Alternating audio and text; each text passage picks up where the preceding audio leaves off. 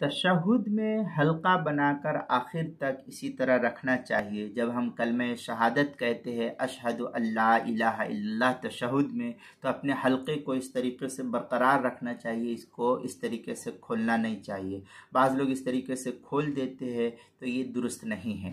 چنانچہ اس سلسلے میں راجح اور مفتہ بھی قول یہی ہے کہ شہادت کے وقت سے حلقہ بنا کر سلام پھیرنے تک حلقے کو اسی حالت پر باقی رکھا جائے، اور لا الہ اور الا اللہ پر صرف انگلی کو جھکا دیا جائے۔ جیسے ہم کہتے ہیں لا الہ الا اللہ، تو اس طریقے سے لا الہ پر ہم اشارہ کرتے ہیں، الا اللہ کہتے ہیں تو انگلی کو صرف جھکانا چاہیے، اس طریقے سے پورا ہاتھ کھولنا نہیں چاہیے، حلقہ ختم نہ کیا جائے۔ یہ مسئلہ مستفاد ہے فتاوی محمودیہ جو ڈھابل سے چھپا ہوا نسخہ، اس کی 5ویں جلد صفحہ 637 پر۔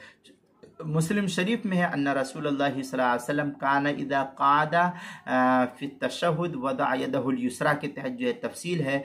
مسلم شریف کی روایت کتاب المساجد باب صفت الجلوس فی الصلاۃ، جو ہندی نسخہ اس کی پہلی جلد صفحہ 216، بیت الافکار الدولیہ کا جو چھپا ہوا نسخہ ہے اس کی حدیث نمبر 580۔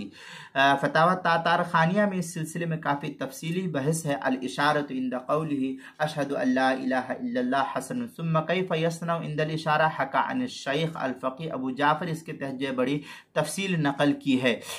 فتاوی تاتار خانیہ کتاب الصلاۃ الفصل الثالث فی کیفیت الصلاۃ، جو زکریا بک ڈپو دیوبند کا ہندی نسخہ ہے، اس کی دوسری جلد صفحہ 187، مسئلہ نمبر 2095۔ محیط برہانیہ کتاب الصلاۃ الفصل الثالث فی ما یفعل بعد الشروع فی الصلاۃ کے تحت جو مجلس علمی کا جدید چھپا ہوا نسخہ ہے، اس کی دوسری جلد صفحہ 128، مسئلہ نمبر 1389 ہے۔ اور فتاوی شامی میں اور تقریرات رافعی میں بڑی تفصیل سے اس سلسلے میں تقریرات رافعی میں والصحیح المختار ان جمہور اصحابنا انہ یدع کیفہ علی فخذیہ ثم بوصولہ الی کلمۃ التوحید کے تحت جو نقل کیا ہے۔ تقریرات رافعی جو کراچی کا چھپا ہوا نسخہ اس کی پہلی جلد صفحہ 63، اور جو زکریا بک ڈپو دیوبند کا ہندی نسخہ اس کی دوسری جلد صفحہ 63، فتاوی قاسمیہ اس کی 5ویں جلد صفحہ 741 اور صفحہ 742 پر اس سلسلے میں کافی تفصیلی بحث نقل کی گئی ہے۔